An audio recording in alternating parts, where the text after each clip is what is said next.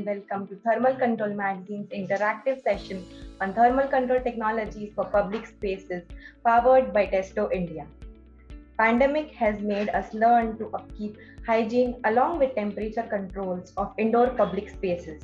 The demand for thermal control solutions and systems in HVAC sectors managing IAQ for end use industries such as healthcare, automotive, malls, supermarkets, libraries, museums, servers, and data centers, railways, and airports are all leading the growth of thermal control managing market with increasing use of electrical devices. The growth of HVAC technology market is fueled by rising demand for thermal management solutions and systems for use in consumer electronics. Increasing use of electronic devices in different end use industries and ongoing electronic miniaturizing, their usage involves manufacturing and managing refrigerant flow in cooling systems and using VRF and VRV systems in coolers and chillers as well. On this note, today we have come together to witness an engaging interactive session on thermal control technologies for public spaces powered by Testo India.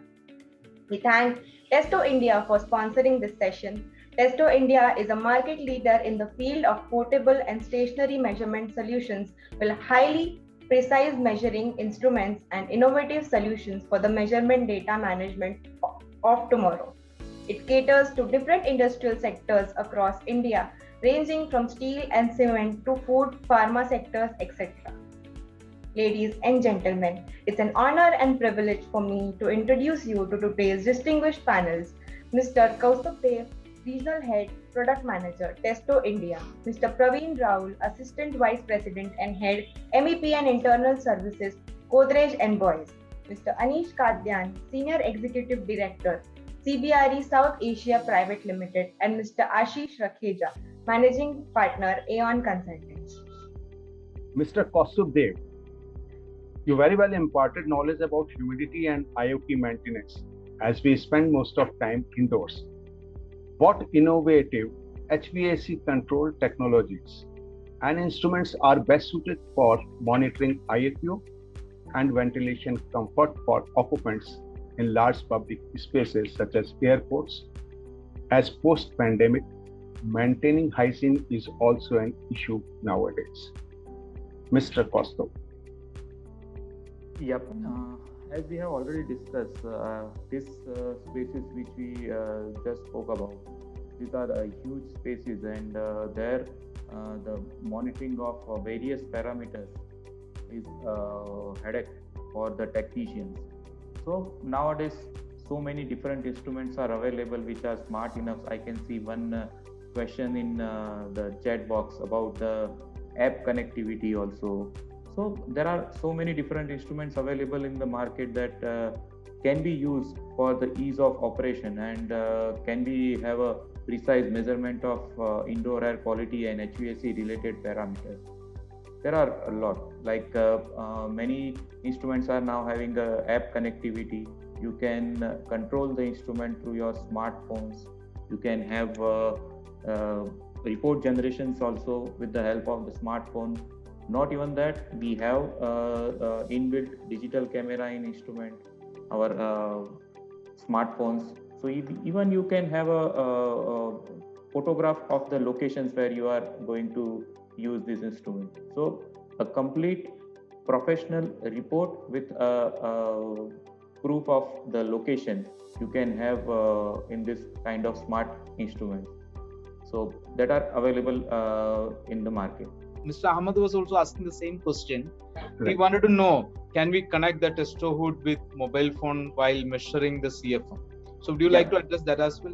Yeah. Actually, as I have already informed, there are many instruments which can be connected, and yes, Air Capture Hood is one of them. You just have to download the free app from the Play Store. It is for different instruments. The apps are different. For Air Capture Hood, we called it as a Testo 420 app that you can download. You can generate a report also, and you can have many controlling. You can mount the Testo Capture Hood on a tripod and can have a measurement sitting at the safe location. So that is possible.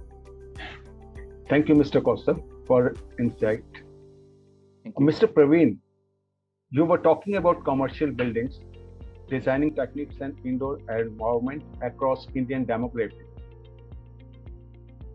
A well-designed large public space or building requires healthy environment, considering minimum ventilation rate in buildings as per ASHRAE standards 62.1. What design initiatives may be incorporated in HVAC systems for occupant-specific public spaces to provide comfort? Mr. Praveen, please. Yeah. So, as I mentioned in my presentation, when we talk about healthy environment, it comprises of many parameters, and one of them, which is important, is the air. When we look at air, we touched upon ventilation, and there is something called as the particulate matters. That matters a lot what you inhale.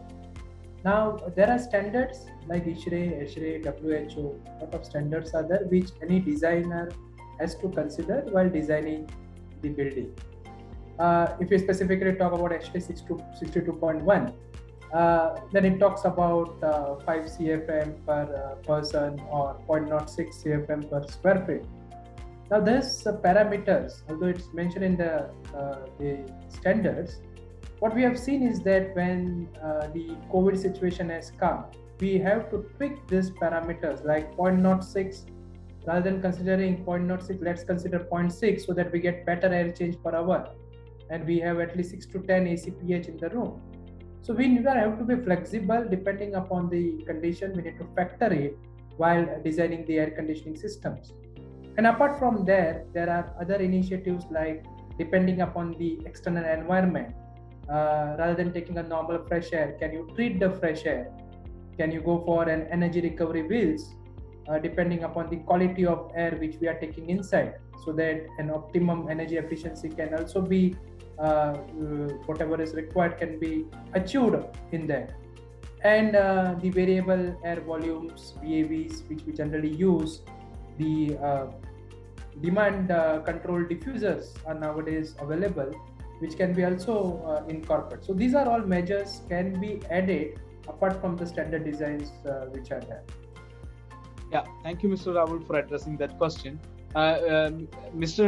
Rakheja, we got a question from Mr. Sunil Kumar, and he was asking, inclusion of more fresh air may lead to increased HVAC running costs and the pollution content of outside air, like places like NCR, is another concern, which can have additional pressure on the filters or equipments which are in their use.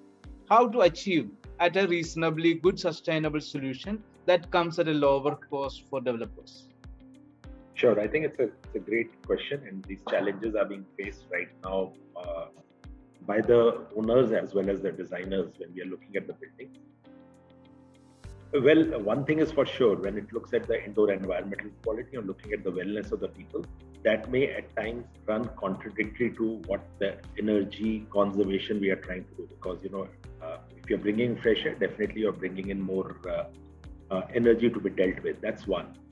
But there are measures like we do use heat recovery wheels at times, because not all the time the issue of COVID is there. So when we are doing the more fresh air and like right now, the things are better when the infection levels are down. So one can look at using the heat recovery wheels, bringing it back there. That's there. Secondly, you can look at the filters which have got a lower pressure drop. So people have been using electrostatic precipitators or other means. In fact, you can always push the filter suppliers to give you a filter which has got the least pressure drop.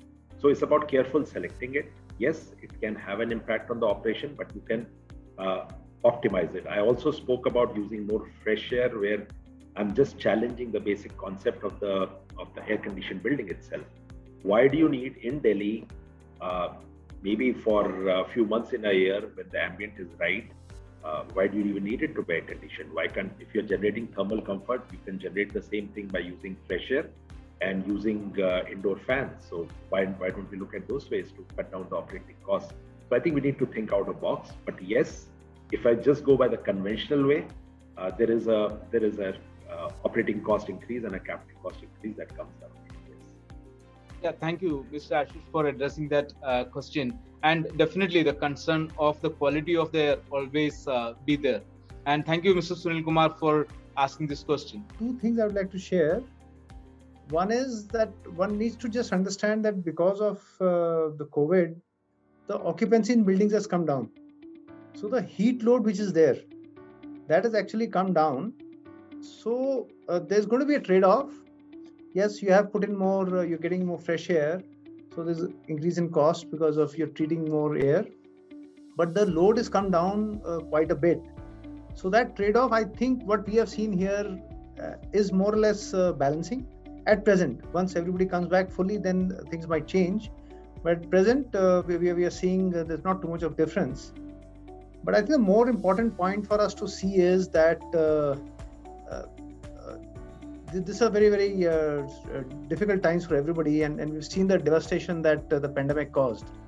So at this point in time, maybe cost is not the key criteria, while it is always there.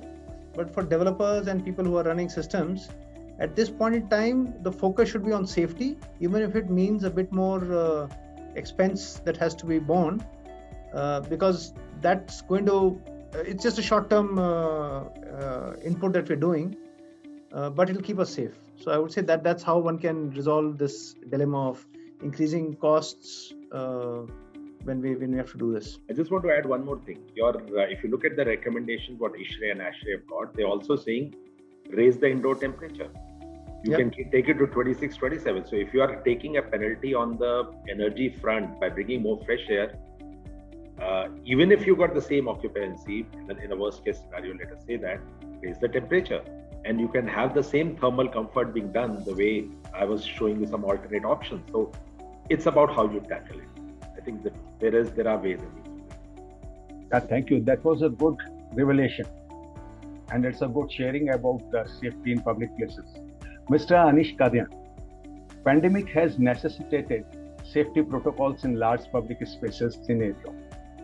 What HVAC strategies must be instituted to create comfort in large public spaces, and what, according to you, falls into the ambit of best practices to ensure health and safety in the new normal?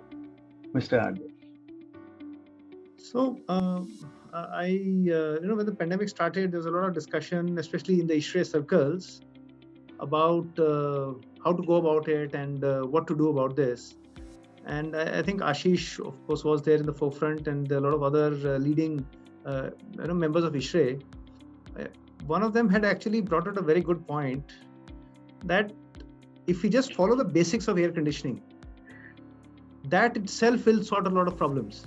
So good air conditioning design does say that you have to have a certain amount of fresh air coming in, because it's good for the human comfort and health and all that stuff.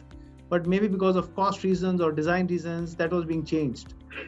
So I think the first strategy that people should look, especially O&M teams and people who are running buildings and public spaces, is to see that what was the original design and go as close to that as possible, wherever it is possible. The other aspect that I think everybody should consider is to train the people, the ones who are operating and maintaining it, to see that they follow the processes that are, you have made a process, but because these people are either undertrained, that's a problem in our industry. We don't have a lot of trained people. So people just learn on the job. We don't have so much of formal education. So these people have to really, at this point in time, when the situation is dire, they are the key. So if they don't clean a filter properly when they should be cleaning it, that can impact an entire set of people who are coming in on that particular day in a mall. So these are the two areas which I feel that are very important: training and awareness among the people who are maintaining and operating those systems, and of course being close to the design, the air flows which were supposed to be there. A lot of places we have seen that because a new store has opened up in a mall, the ventilation flows change, and because of that there are some hot spots, cold spots. This basic, you're not supposed to have those in a properly air conditioned space. So I think if the people just follow those, we should be in a safe space. Yes, absolutely. And also, like what you said makes a sense, because when you see recently, we see the increased footfall at public spaces, including malls and theaters. Definitely, it is going to be a major concern. One of our delegate, Mr. Stanley, was sharing his thought that demand-based ventilation would be the best solution. How do you see, Mr. Pravin Rahul? This question is to you. And also, one question we received, you can address that as well. How state is taking necessary steps or concerns in this regards, especially in the post-COVID scenario? Yeah, so the demand-based ventilation, it's a really a great because generally when we talk about ventilation, we measure it in terms of air change per hour, and we look at how many times the entire air can be replaced. And the return air is mixed up with the treated fresh air from outside, as Mr. Ashish also mentioned. Depending upon the external environment condition, we need to treat it and mix it. Now, if we could correlate it based on the volume and the density of the occupant, and use the adequate controls to then regulate and monitor or adjust the damper, so that the percentage of air which you can take inside can be regulated, then it gives you a better control. So that answers the first question. I didn't get the second question. What was the second question? What government is putting upfront in terms of since the public spaces are getting open, what kind of regulations, or is there necessary steps are taken from each government in looking at the safety of public? Yeah, so there are guidelines now when we are opening up, maybe in terms of occupancy, and the standards are talking about the temperatures and the relative humidity, which has to be mentioned, mostly coming from the healthcare facilities.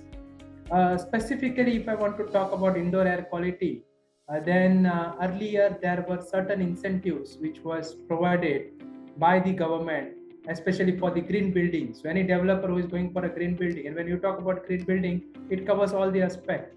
It covers the indoor air quality and the other aspects also. So there has been incentives. Now MMR has stopped it, but again they are looking at all those things, so that with those kinds of incentives, it can at least push the developers. Apart from those who are from green and sustainability point of view, they are doing it, but others, to push them, this kind of incentives will help.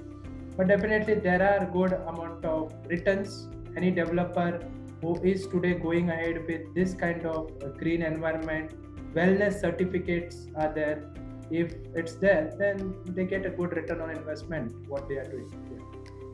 That makes a lot of sense. Yes. Sorry, Yes. Mr. Gopal. Mr. Anish was also mentioning about the cost factor of, probably this is not the time that you should look at the finance aspect, rather than the focus has to be on the safety. So here, when you said that the kind of incentives will definitely make a difference for the developers and people who are implementing. Thank you so much, Mr. Rahul, for mentioning that. Yes, Mr. Gopal, please go. Yes, thank you, Mr. Prasad. Mr. Kaustubh, I have a question for you. Monitoring indoor air quality in public spaces involves sensors, instruments that provide data to find measures and regulate temperature as per occupants' density. What market growth do you see for sensor instruments in current times for balancing IAQ and comfort? Mr. Kaustubh. Yeah, there is a good scope in near future, as one of the panelists already informed that we are from the part of the world where majority of time in the year has the temperature is slightly elevated than a normal temperature. So and there are so many other infrastructure projects are also coming in India. So there are a good scope of HVAC parameter related sensors in our part of world. Secondly, there are many sensors who are permanently installed in HVACR system. So that sensors keeps their part in running the system. Similarly, the portable measuring instruments also plays its part, because many times we have to check the online instruments whether they are functioning as per the standards, or it needs to be recalibrated, or many times it is not possible for the users to send it to the lab for recalibration. So in that case, the portable sensors also plays its part. So the future is very bright, and I hope to get a good mileage in the near future for this kind of sensors. Yeah, thank you, Mr. Dev. Rakheja sab, I'm coming to you that this question is about the recent energy challenges which are, we are hearing from China and Western countries. How do you think that will that impact our economy, and if so, how it will impact this, thermal market or thermal control market? Any construction that takes place obviously impacts the market for sure. And in India, as I said earlier in my opening lines, we are constructing at a fast pace. And we need to construct at a fast pace because the urbanization is taking place. So given that fact, yes, there will always be demand on water and power infrastructure. And we see that, there is scarcity around, and that's bound to happen. Even though we are building the power plants, we are bringing the rivers closer to the cities, but then the scarcity remains because the construction pace is fast. Now, that's one way of looking at it. Second way one can also say is that we've been fortunate that our construction industry started along with the green building movement in India. So a lot of buildings that have got constructed, a lot of townships, a lot of mega projects are being constructed responsibly. This is not what a lot of developed countries can talk about, or even our neighbor China, when we spoke about it, they did not have the green movement which coincided with the construction movement. We are fortunate in that manner. So yes, our buildings are being done rightly.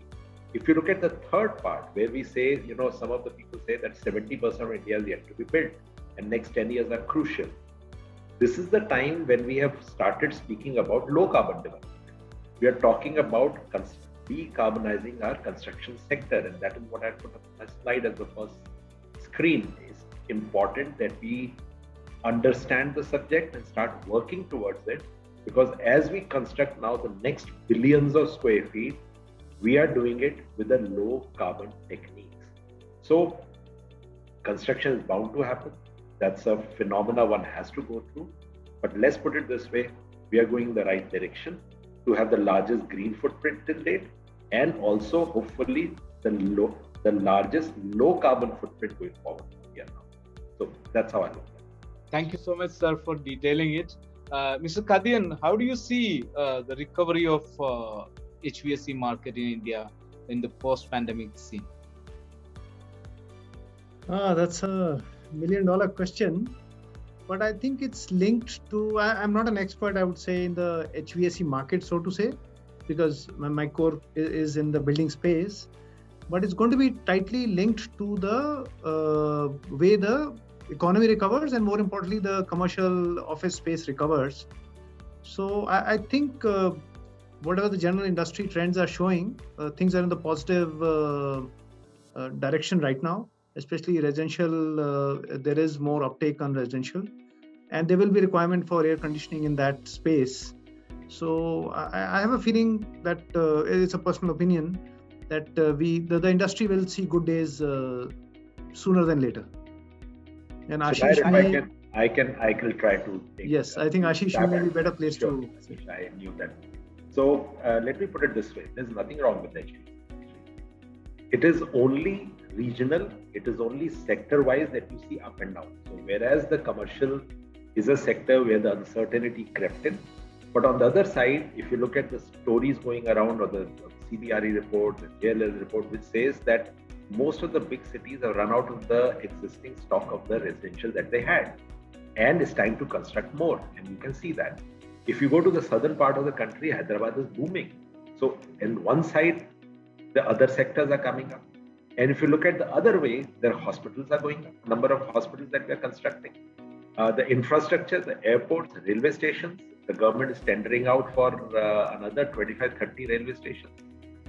The huge, furious pace of construction of the highways and the infrastructure along that is taking place. So I think the whole focus shifted from what we were conventionally dealing with. There's a new sector coming up, and that is what data centers. Why forget this pandemic was a new recovery, or rather a new insight into the data center industry. We have so many data centers that have come up. So the industries or the manufacturers or groups that started looking at the newer areas, there is no shortage, absolutely. The shortage, yes, in the conventional market space. Yes, sir. Thank you so much actually for mentioning about the opportunities in data centers. One of the speakers was sharing that in the initial stage of our discussion. Thank you, sir.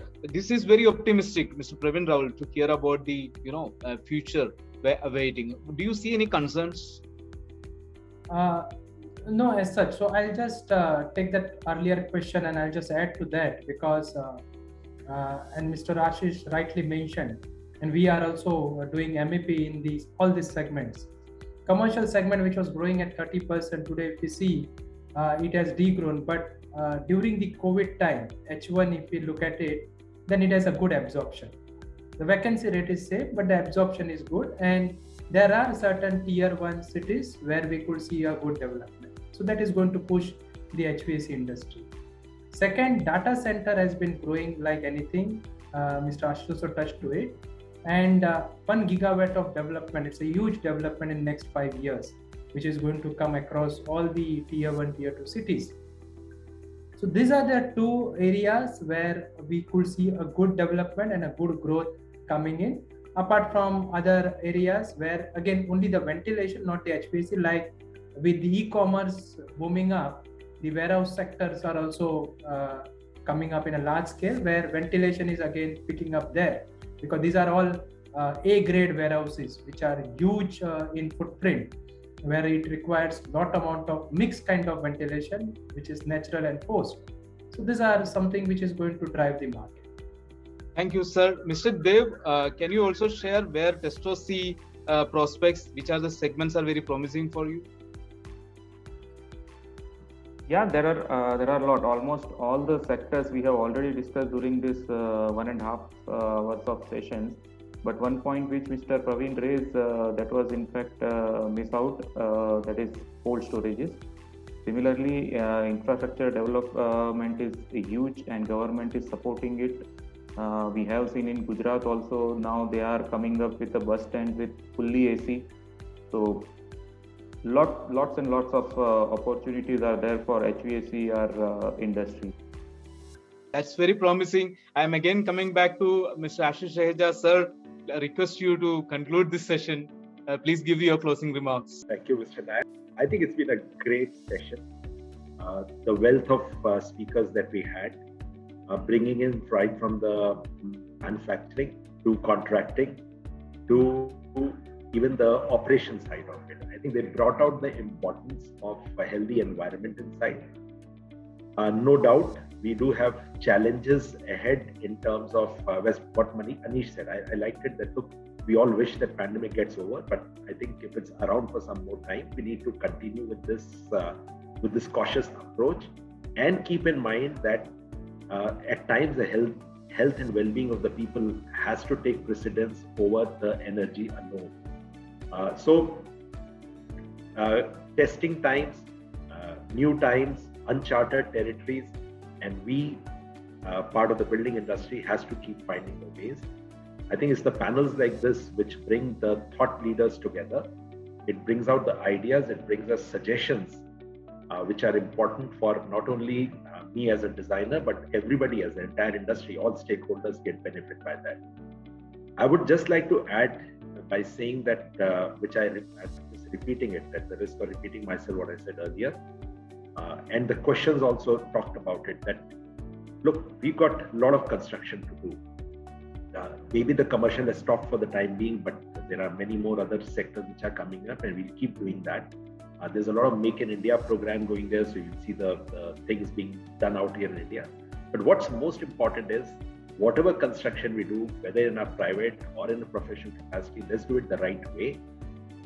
If we are constructing rightly, following the fundamentals, and right, Anish, you brought that out, because I was the one who said that you are forgetting, if you keep the fundamentals in mind, this is what the healthy buildings and the good buildings are all about. We always said if you look at open the green book textbook, it says you should have a MERV 13 filter. It talks about it, you should have a fresh air. It talks about it, you should have a right temperature. You should not have a right thermal comfort. All you need to do is stick to fundamentals, and you cannot go wrong. And this is what the pandemic has taught us, that wherever we took shortcuts, today we are ending up rectifying. Similarly, if we have to keep India on the right path, if we have to keep it as a sort of a role model for what the built environment should be like, stick to the fundamentals, stick to responsible construction, and believe me, we will not have the challenges what others have in terms of the energy crisis or the resource crisis as what can come up if we continue if we do the construction as possible. So thank you very much. Thank you, panelists, for exchanging your valuable thoughts on today's topic, thermal control technologies for public spaces, powered by Testo India. We hope you enjoyed the session thoroughly. Before wrapping up today's session, we would like to thank our distinguished speakers, Mr. Kaustubh Dev, Mr. Praveen Rahul, Mr. Anish Kadyan, and Mr. Ashish Rakheja. I'd also like to thank Mr. Gopal Anand and Mr. Prasad Nayak for taking this initiative. We would like our delegates and viewers to stay connected with us on social media handles. Thermal Control Magazine is available on Facebook, Twitter, and Instagram. Additionally, you can also download our app from Google Play and App Store.